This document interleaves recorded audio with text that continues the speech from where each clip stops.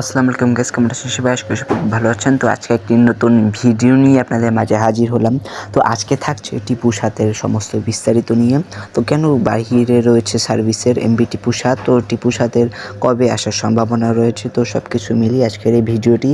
তো আশা করি সবাই এই ভিডিওটির সাথেই থাকবেন এবং আমার চ্যানেলটি যদি ভালো লেগে থাকে অবশ্যই আমার চ্যানেলটি সাবস্ক্রাইব করবেন এবং পাশে থাকা বেল বাটনটি অন করে দেবেন।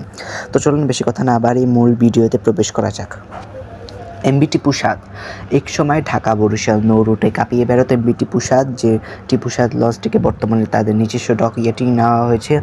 2019 সালে মাঝামাঝি সময়ের দিক থেকে টিপু সাত লঞ্চটিকে তার ডকে এনে 4 তলা বিশিষ্ট করা হয় এবং সেই থেকে কিন্তু সার্ভিসের বাইরে রয়ে গেছে এমবি টিপু সাত।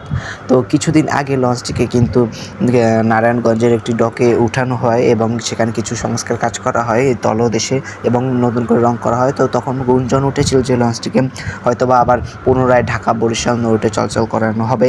তো সেটি আর কিন্তু সম্ভব হলো না এবং সেই লঞ্চটি কিন্তু আবার কিছু রিভার ট্রায়াল দেওয়ার পর কিন্তু আবার সেই নিজের জায়গায় কিন্তু রয়ে গেছে লঞ্চটি।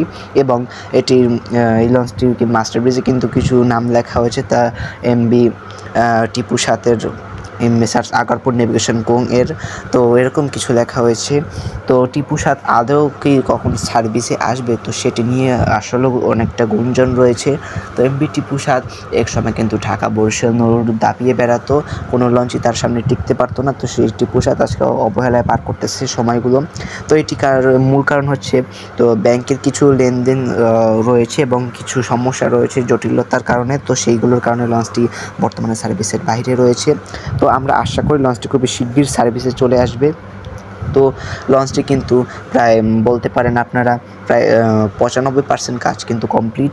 তো এখন শুধু বাকি রয়েছে লঞ্চটির লাইটিংয়ের কাজ, ডেকোরেশনের কাজও কিন্তু ইতিমধ্যে কমপ্লিট হয়েছে। এখন লাইটিংয়ের কাজটা বাকি রয়েছে এবং ভিতরে নাম লেখার কাজ এবং বেশ একটি রিভার ট্রায়াল দিলে কিন্তু আবার গতির ঝড় তুলতে পারে এমবি টিপু সাত। এক সময় ঢাকা বরিশাল নৌরুটে আতঙ্ক, এখন বর্তমানে তাদের নিজস্ব ডকইয়ার্ডে পড়ে রয়েছে অবহেলায়। তো এমবি টিপু সাত কিন্তু আমরা সবাই চাই টিপু সাত আবার সার্ভিসে চলে আসুক।